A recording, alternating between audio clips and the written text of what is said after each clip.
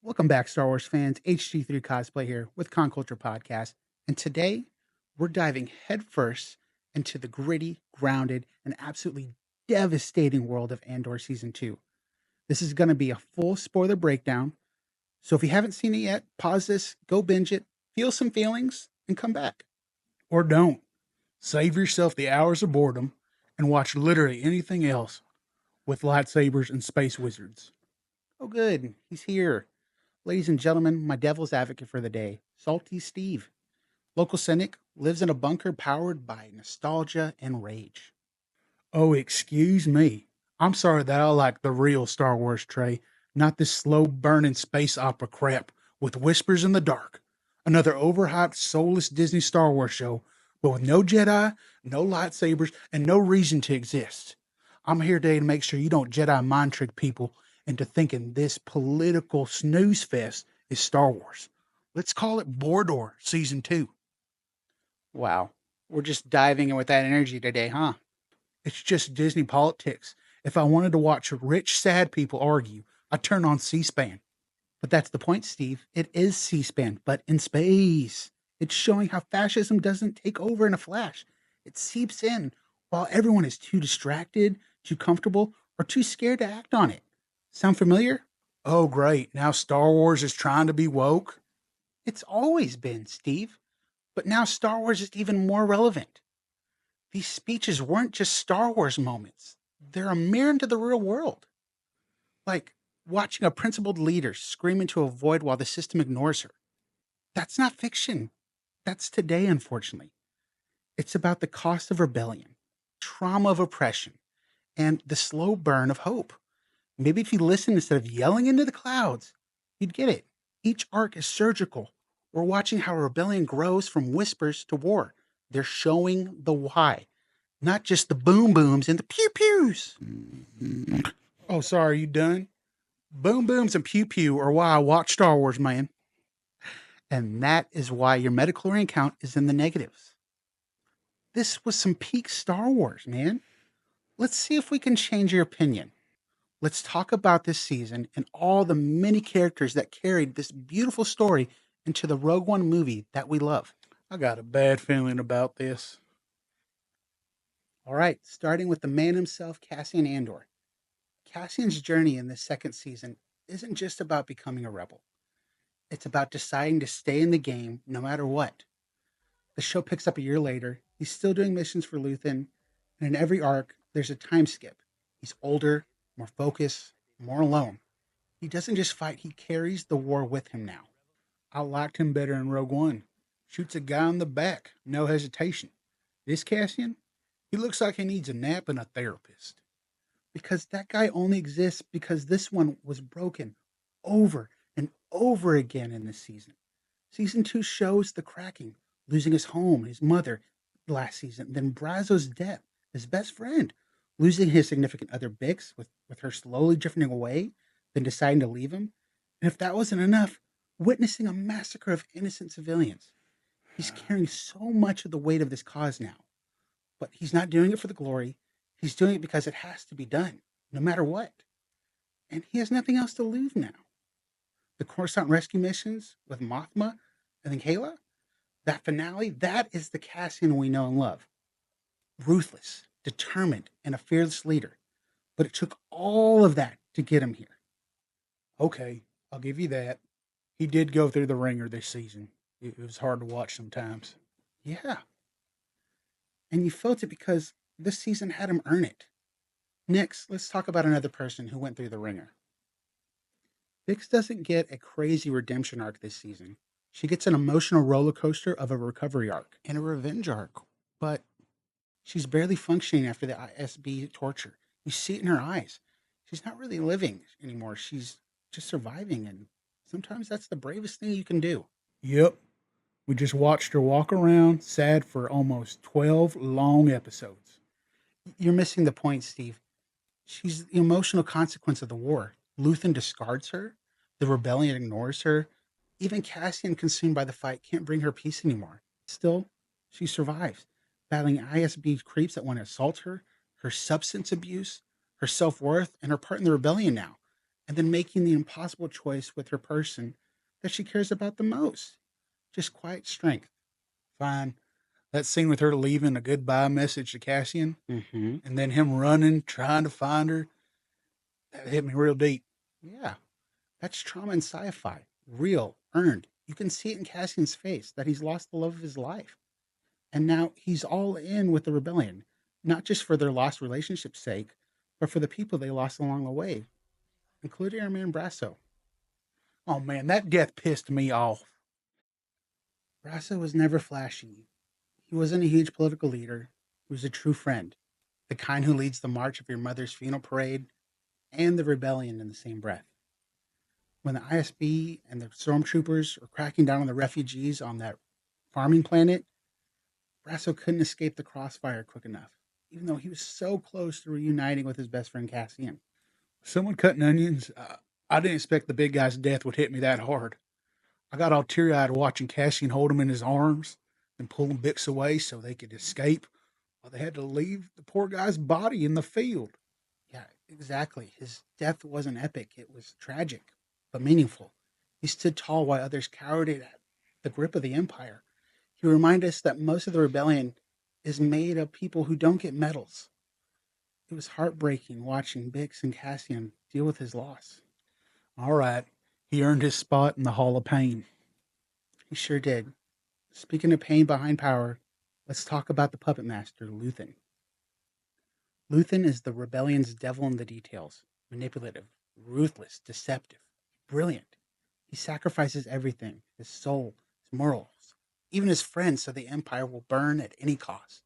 And in the end, he knew the second those Death Star plans leaked, he had to die to cover his tracks, leaving the Empire with absolutely nothing. He had my jaw on the floor in that final antique shop scene when Dedra thinking had won. What an ending to such a complex character. And then Kleya just straight up pulls the plug on him. What a lame way to go out. That's espionage, Steve. No grand exit, just necessity. Luthen wasn't building a statue of himself. He was building a machine. His death was the final cog, and the person who pulled the plug on him was part of his legacy. Yeah, all right, well, let's talk about her then. Let's talk about her. Kleya was never just the assistant. She was the future of the rebellion. Raised by Luthen, trained in silence, and when the time came, she did exactly what he would have wanted her to do, even though it meant losing the closest thing to a father she's ever had. That's tragedy. It's Shakespearean, even. I don't know about Shakespearean, but that's cold how she snuck into that hospital and took out Luthen so the Empire couldn't get any information from him. Yep. She was a great rebel spy. Cold is what wins revolution. She loved him, but her loyalty was never to just him. It was to what he believed in. And that plug pull, it was mercy, strategy, and heartbreak. Dang. I don't think about everything she was carrying the whole time. We didn't until we got to see their history together in Luthen's final moments. They were a unique pair. Speaking of unique pairs, let's talk about a pair of rebels who carried their love into war. Senta and Vel's story is about what love looks like when war steals your time. Senta dies accidentally, mid mission, by some young gun fighting on the same side, and Vel has to sit next to her killer, demanding he stops crying and to carry the weight of his actions for the rest of his life, while she's holding back tears herself. That scene was messed up, like Game of Thrones levels of emotional cruelty. It's funny you say that, because Vel's actress was also in Game of Thrones. She has many faces. I knew she looked familiar. She had many roles in this show as well. It was gut wrenching to watch what she's lost in the rebellion's battlefield. Now, let's shift from the battlefield to the Senate floor. Oh Lord, here we go again. Politics and Star Wars. Let me guess, Mon Mothma. Yes, sir. Mon Mothma doesn't fight with blasters. She fights with influence. She gives speeches in empty rooms, speeches with an entire galaxy watching, while the Empire tries to silence her. She sacrifices so much and goes all in the rebellion this season. She trades her daughter's freedom for funding.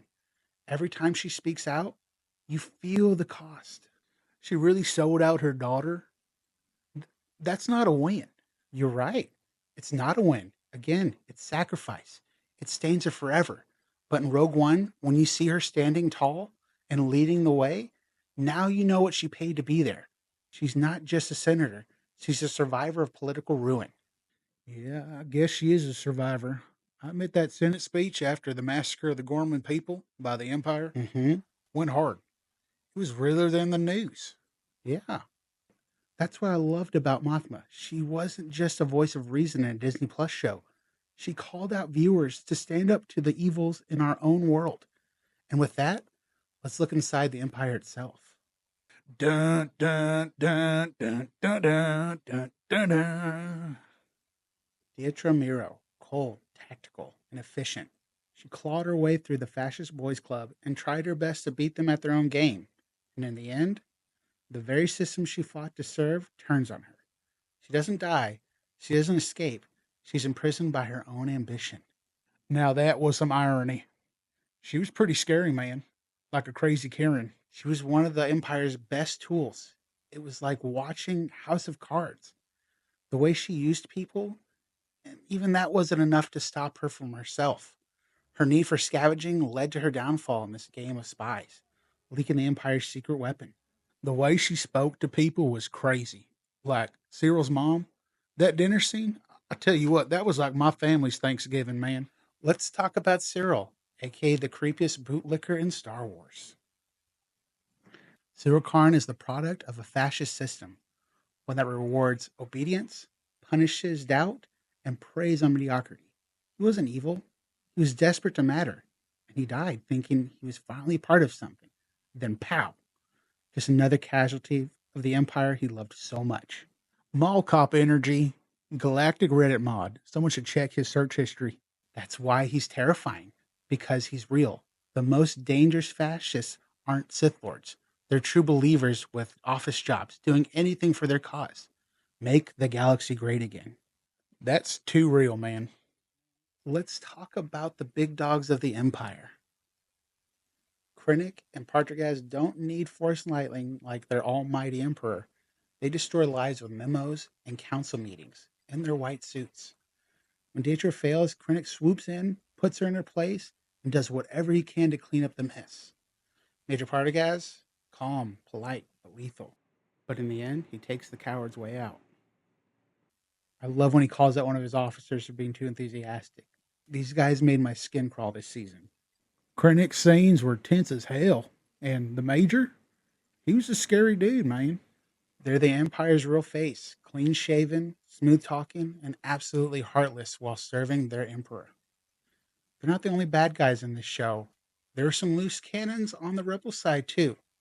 I'm going to talk about a rebel that's been in the fight for way too long. Who? Wouldn't you like to know? Saul Guerrera. Saul Guerrera is the rebellion's ticking time bomb. Paranoid, armed, unapologetic, and right. He doesn't believe in unity. He believes in action. He's what happened when idealism dies and desperation takes over. I should have saw that one coming. He's a lunatic, and I loved every minute of it. He's the rebellion's dark mirror, not a villain, just the voice you don't want to admit has a point. I loved watching him this season, especially when he crossed paths with Mothma and Luthen. They're on the same team, but they're obviously not fighting the same fight anymore. Yeah, Saul's like that one guy in your group project who brings a flamethrower to a PowerPoint presentation. Technically, you're on the same team, but now the library's on fire. Well, that's why you need someone like Bail Organa. Mothma funds the cause, but Bail's the glue that keeps the peace between the idealists and the pyromaniacs just long enough to hold this rebellion together. This season gave us a better look at Bail Organa's quiet role in the rebellion. Yeah, the recast was a shift. Jimmy Smith will always be iconic, but the new actor Benjamin Bratt brought his own intensity. Still wish they would have kept Schmitz, but yeah, okay, it worked. It was a good recast. Yeah, well, no argument there. Conflicting shooting schedules happen all the time in this industry. Bratt stepped in and he didn't mimic. He embodied this character. Bale's not the fighter, he's the link. While Mothma funds the fight and Saul lights the fuse, Bale holds the fragile alliance together. The quiet, steady anchor in a storm, trying to hold on to hope. Yeah, he's the one keeping the group project from becoming a group meltdown. Yep. The rebellion needed a calm center, and Bradis Bale delivered. While leaders like Bale working in the shadows to hold things together, it was someone you'd barely notice, someone in the background who ended up making the biggest move of all. We got to talk about Agent Jung. Oh, yep. Yes, we do. Jung might have seemed like a quiet background character, but this season pulled back the curtain. He didn't want to be part of the rebellion. He wasn't built for it. He was just dragged in by Luthen, blackmailed, pressured, and told he was necessary. But the truth, he was terrified for himself, for his family, and every time he tried to get out, Luthen tightened the screws. Man looked like he hadn't slept since the Clone Wars. Dude was sweating just thinking about secrets. Mm-hmm. Because he knew how it was going to end, and still he did it. He leaked the plans, the very thing that kicks off Rogue One. That intel moves the entire rebellion forward. What does he get in return? A hug, pat on the back, a quiet retirement with his family on Yavin? Nope. Dude got shot down in broad daylight. Yeah, I bet Luthen didn't even flinch. The same man who told Jung he needed heroes just executes him off screen, like flipping a switch. No glory, no memorial, just erased. That's colder than a Hoth blizzard, man. Even the Empire would have written him up before vaporizing him. Mm-hmm. And that's the gut punch. The rebellion in Andor isn't clean. It's made of compromises and corpses. Jung did everything right and still didn't make it. And yet, without him, no Scarif, no Jyn, no rebellion. Jung did up being a hero for the rebellion, but a dead one. You hate to see it. Heroes aren't born, they're made in silence. And speaking of unlikely heroes that were reborn, let's dive into the giant metal murder machine who started out not so friendly. Our favorite wisecracking droid, K2SO, finally shows up. But forget the witty banter from Rogue One. This version, straight menace. He rolls in like an Imperial wrecking ball. No personality, no punchlines, just pure enforcement. Yeah, big, scary droid. Pretty standard for the Empire. Come on, Steve. That first encounter with Cassian, K2 doesn't crack jokes. He's cracking bones. It's wild seeing the droid we love as a legit threat. All right, yeah, that was cool. But that poker game later, though, that was hilarious. Uh-huh. Watch him try to bluff. It was like watching a microwave trying to play cards. Right? That was the first flicker of his personality. And then later, on the rescue mission, that's the shift. That's when K2 stops being just hardware and starts becoming Cassian's much needed companion and comic relief after he's lost so many people around him. I tell you what, I loved him in Rogue One. Favorite droid in Star Wars now, next to R2 and C3PO. But for all the laughs K2 brings, Andor hits you with one last surprise. There's one more character we got to talk about, and this one changes everything you thought you knew about Cassian. Now you got me interested. This last part of the finale that had me all teary-eyed, the final shot of this season, is holding Cassian's child. No speeches, just a mother comforting her child, just the quiet aching truth. Cassian didn't just die for the rebellion. He didn't just give the rebels a new hope to take on the Empire. He left something else behind. A future. His legacy. That scene, that was Star Wars. Staring off at the horizon, hoping for a better tomorrow, like Luke Skywalker himself on Tatooine. It's beautiful, I gotta admit. Well said, Steve. I think it's time to wrap up this review, though. Yeah, let's do it. I'm getting tired of hearing you talk. Are you crying? I'm not crying, you're crying, man. I knew this show made you feel something. You big salty softy. Whatever. Shut it and wrap this up. Well, folks, as you can see, Andor Season 2 isn't just good. It's essential. It changes how you see the rebellion, deepens Rogue One. It proves that Star Wars is more than just the Force. It's sacrifice, delivering a powerful, painful, and precise story, character depth, moral stakes, politics. This is how you expand the galaxy far, far away.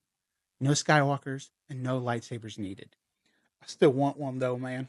But I get it now. This show, it mattered. It makes me want to watch Rogue One all over again. We all want a lightsaber, Steve, but this show gave us so much more. Welcome to the rebellion. It may not be the Star Wars you grew up with, but it might just be the Star Wars we needed right now. And it looks like Steve actually enjoyed it after all. If you enjoyed this review and you want to see more, hit that like button, subscribe, and sound off in the comments. What did you think of Andor Season 2? We are Gore. The galaxy is watching. We are Gore. The galaxy is watching. We are Gore. The galaxy is watching. We are Gore. The galaxy is watching.